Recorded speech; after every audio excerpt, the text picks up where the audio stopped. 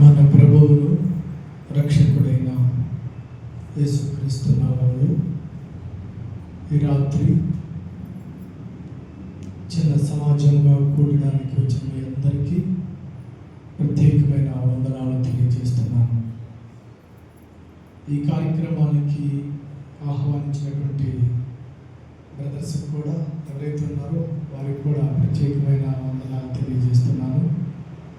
మీ అందరితో కలిసి ఈ విధంగా దేవుని స్తుతించటం, పాటల ద్వారా, ప్రార్థన ద్వారా దేవుని వాక్యాన్ని పంచుకోవడం చాలా సంతోషంగా ఉంది. చిన్న ప్రార్థన చేద్దాం. యేసయ్య, ఇప్పటి వరకు వచ్చి రాని పాటలతో, స్వరాలతో మీ నామాన్ని స్తుతించడానికి, ఘనపరచడానికి, ఆరాధించడానికి మీరు మాకు ఇచ్చిన ఈ మంచి అవకాశాన్ని బట్టి మీకు స్తోత్రం. కొద్ది నిమిషాలు మీ వాక్కు ద్వారా మీ దాసులో నుంచి మాతో మాట్లాడమని, వినే చెవి, గ్రహించే మనస్సు, దానిని మా జీవితానికి అన్వయింప చేసుకోవడానికి కావలసిన పరిశుద్ధాత్మని అభిషేక శక్తులు మాకు దయచేయమని నిద్రమత్తులు యేసునామములో బంధిస్తూ ప్రార్థిస్తున్నాము తండ్రి. ఆమేన్.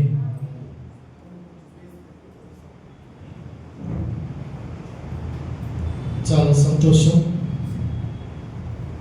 మీ ముఖాలు మీ ఇక్కడ ఉన్నటువంటి వారందరిని చూస్తుంటే మీరేమో సింహాలు పులులు లాగా ఉంటే మీ ముందు నేను చిన్న చిక్క పిల్లలాగా ఫీల్ అవుతున్నాను. ఎందుకంటే మీరు పాటలు పాడుతూ ఉంటే, అలాగే మీ వాక్యాలు అంటే మీరు ఎన్నోసార్లు ఈ వాక్యాలు సేవ సంఘ అనుభవాలు బాగా ఉన్నట్టు కనిపిస్తుంది. నాకు ఇది భయమేస్తుంది మీతో వాక్యాన్ని షేర్ చేసుకోవాలంటే. ఏదేమైనా దేవుడు మనందరం ఈరోజు సజీవులంగా ఉండడానికి, ఆయుష్ కలిగి ఉండడానికి, ఆరోగ్యం కలిగి ఉండడానికి, ఆయన నామాన్ని మననం చేసుకోవడానికి, ధ్యానం చేసుకోవడానికి, ప్రస్తుతి చేసుకోవడానికి ఈ జీవితం, ఈ క్షణం, ఈ సమయం అనుగ్రహించిన దేవదేవునికి ఒకసారి స్తోత్రం చెప్దామా? హల్లెలూయా.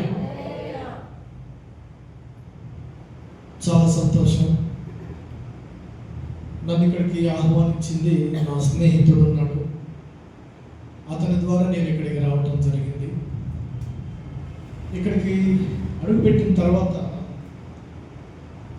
ఈ సహవాసంతో నాకు అనేక సంవత్సరాల అనుబంధం నేను కలిగి ఉన్నాను. I have many experiments for me because I have did and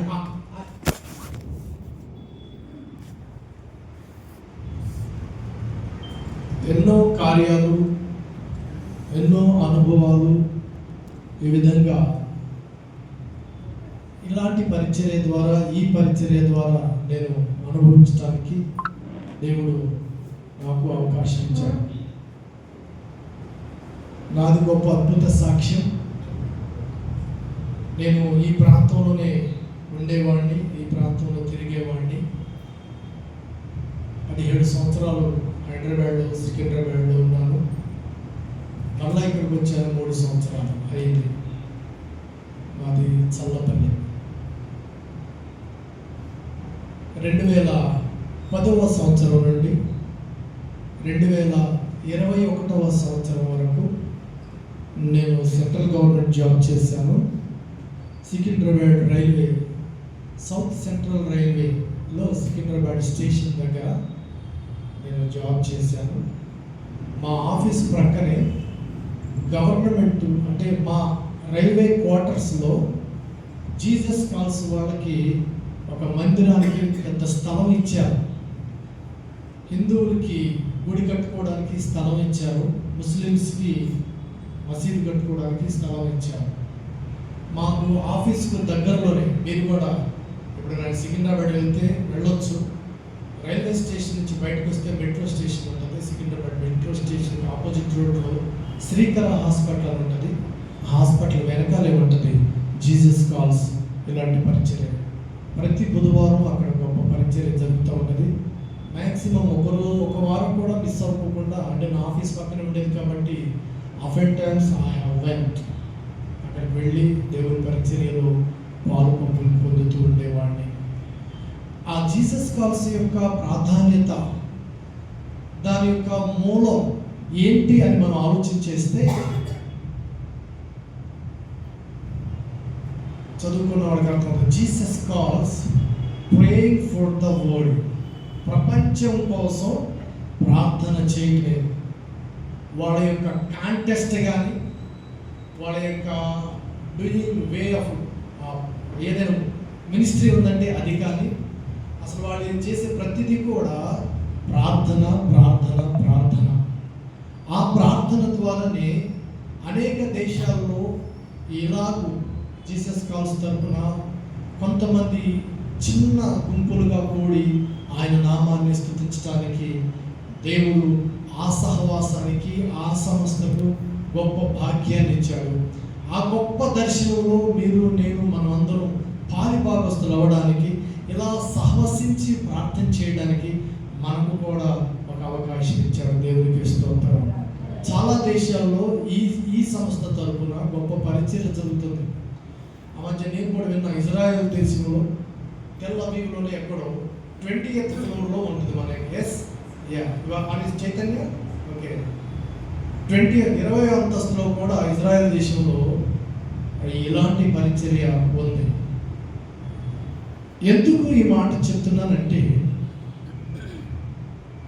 మనం ఇక్కడే ఉంటాము, వేరే దేశాలకు వెళ్ళలేకపోవచ్చు, వేరే ప్రాంతాలకు మనం వెళ్ళే స్తోమత లేకపోవచ్చు, కానీ నీవు ఎక్కడుంటే అక్కడ నుండే మీరు చదువుకున్న వాళ్ళు ఉంటారు. 10th క్లాస్ పైన ఉన్నటువంటి వాడు దేవుని స్తోత్రం చెప్తాం. హల్లెలూయా. 10వ తరగతి పైన ఉన్నవాడు రైట్. మీరు ఎక్కడుంటే అక్కడ నుండే బాంబులు వేయచ్చు. ఇప్పుడు ఆల్రెడీ ఎంతో వాతావరణం ఉంది ప్రపంచం అంతా. మీరు ఎక్కడుంటే అక్కడ missiles, you have to use missiles what you have.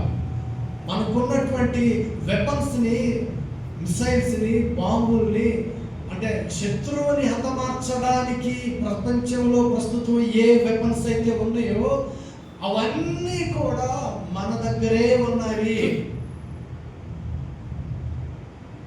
ఒక 60 సంవత్సరాల క్రితం అనుకుంటా ప్రపంచంలో 2 అణుబాంబులు ప్రయోగించారు. కొన్ని లక్షల మంది చచ్చిపోయారు. గడ్డి కూడా మొలవట్లేదు ఇప్పుడు అక్కడ ఉన్నటువంటి వాళ్ళ యొక్క శారీరకమైనటువంటి దుస్థితి చాలా రేడియేషన్తో చాలా దౌర్భాగ్యంగా ఉంటుంది. అంతకంటే విస్ఫోటనం కలిగించే అణుబాంబులు ప్రజెంట్ ప్రపంచంలో ఇంకా ఇంకా ఇంకా ఇంకా డెవలప్ చేస్తూ ఉన్నారు, ఫిల్టరైజేషన్ చేస్తూ ఉన్నారు. వాటికంటే మీ భాషలో చెప్పాలంటే వాటమ్మ నాన్న అంటారు కదా, అంత powerful weapons we have got. మన దగ్గర కలిగి ఉన్నాము. ఆ పవర్ఫుల్ యొక్క ఆయుధం, ఆ శక్తివంతమైన ఆయుధం ఏమిటి అంటే ప్రార్థన.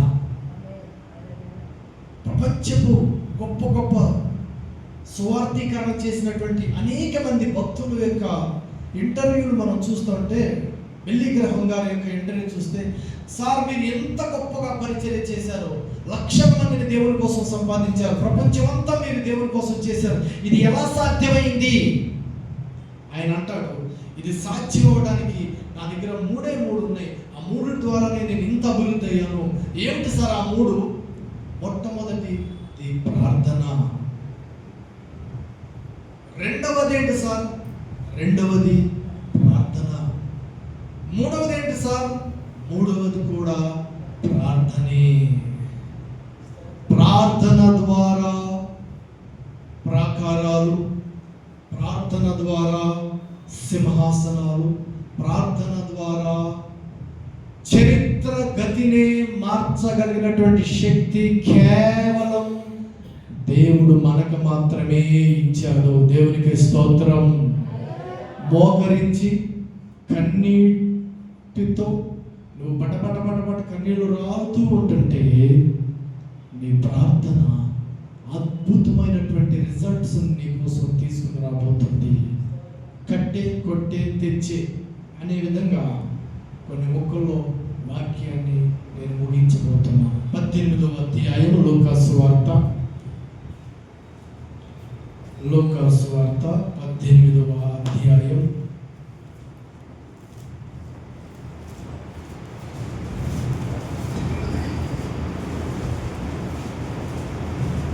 4వ వాక్యం దగ్గర నుంచి చదువుతారా?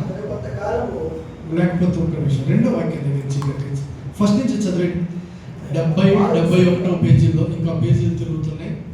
71వ పేజీలో క్రొత్త నిబంధనలో లూకాసు వార్త 4వ అధ్యాయం చదువుతున్నారు. చదవండి. వారు విసుగగా నిత్యము ప్రార్థన చేయుచుండవన్నట్టుకు ఆయన వారితో ఈ ఉపమానం చెప్పారు. దేవునికి భయపడకయు మనుషులు నష్టపెట్టనుడు ఒక న్యాయాధిపతి ఒక పట్టణంలో ఉండేది. ఆ పట్టణంలో ఒక విధవరాలు ఉండేను. ఆమె అతని ఎదురు తరచుగా వచ్చిన ప్రతి వారిని నాకు న్యాయం వర్తించుకుని అడుగుచూ వచ్చిన కానీ అతడు కొంతకాలం ఒప్పుకోలేదు. తర్వాత అతడు నేను దేవునికి భయపడకయు మనుషులు నష్టపెట్టకు ఉండేను. ఈ విధవరాలు నిన్ను తొందరపెట్టుచున్నది కనుక ఆమె మాటి మాటికి వచ్చి గోజాడుకున్నట్లు ఆమెకు న్యాయం తీర్చుమని తనలో తాను అనుకున్నాడు. మరియు ప్రభువు ఇట్లను అన్యాయస్తుడైన ఆ న్యాయాధిపతి చెప్పిన మాట వినుడి. దేవుడు తాను ఏర్పరచుకున్న వారి దేవరాత్రులు తన గురించి మొరపెట్టుకొని చుండగా వారికి న్యాయము తీర్చగా ఆయన వారికి త్వరగా న్యాయము తీర్చును.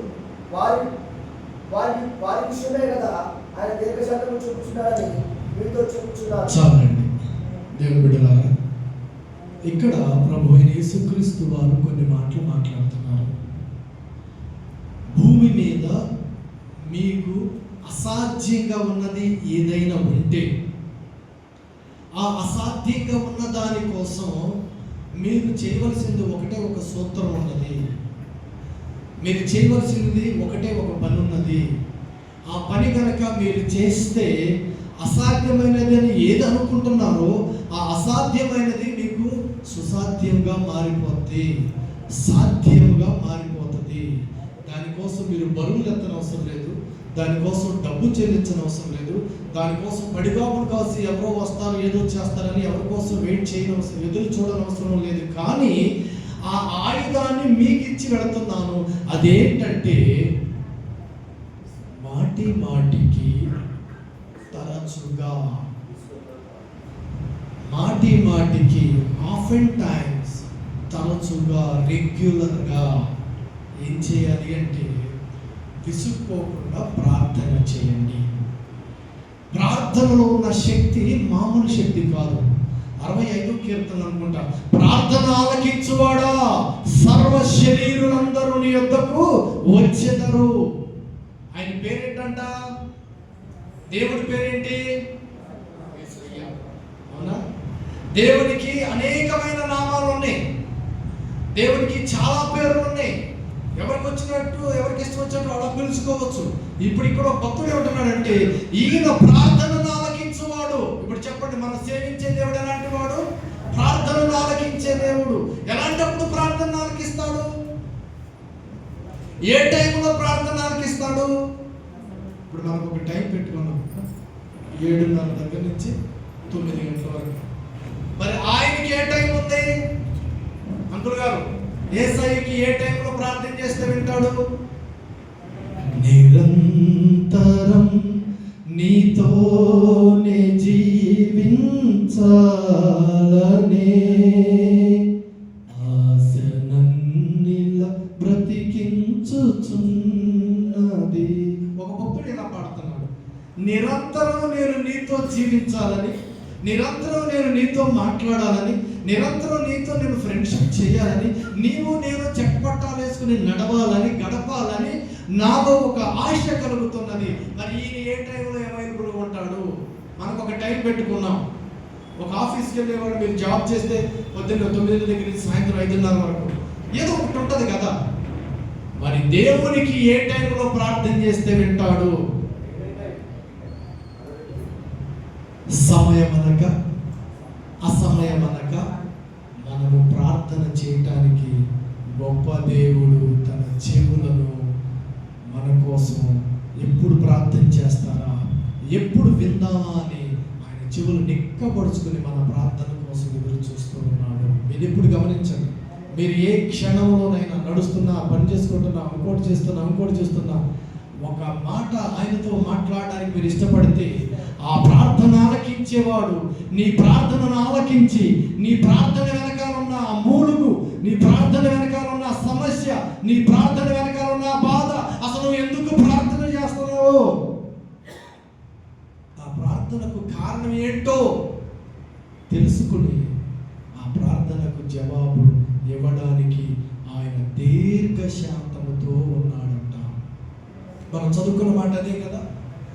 ఆయన తన అడుగు వారికి నిశ్చయముగా మంచి ఈవులను ఇవ్వడానికి, న్యాయం చేయడానికి, ప్రార్థన ఆలకించడానికి, సమస్య పరిష్కారం చేయడానికి, కృంగిన నిన్ను లేవనెత్తడానికి, బలహీనమైనటువంటి వారిని బలపరచడానికి, ఇక నాకు ఇక ఆశలు లేవు అనుకునే వారి కోసం కూడా ఆయన ఆశ కల్పించడానికి నిరంతరము ఆయన తన చేతులు చాచే ఉంచాడు.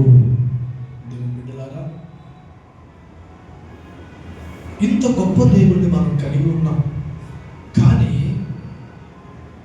ఒక బాధాకరమైన విషయం, ఆలోచింపదగవలసిన విషయం ఏంటంటే, కొన్ని సంవత్సరాలు భక్తి చేసిన తర్వాత, కొంచెం సీనియారిటీ వచ్చిన తర్వాత, ఏదైతే ఇంపార్టెంట్ అనుకుంటున్నామో, దేని గురించి అయితే ఇప్పుడు మాట్లాడుతున్నామో అది అసలు మన లైఫ్లో ఉండదు. ఇప్పుడు మనం దేని గురించి మాట్లాడుకుంటున్నాం? ప్రార్థన గురించి మాట్లాడుకుంటున్నాం. ఇప్పుడు విసుగక నిత్యం ప్రార్థన చేయండి, అవకాశం ఉన్నప్పుడు ప్రార్థన చేయండి, సమయం అనక ప్రార్థన చేయండి, మీరు ప్రార్థన చేస్తే నేను మీకు న్యాయం చేస్తానని చెప్పినటువంటి ఈ మాటలు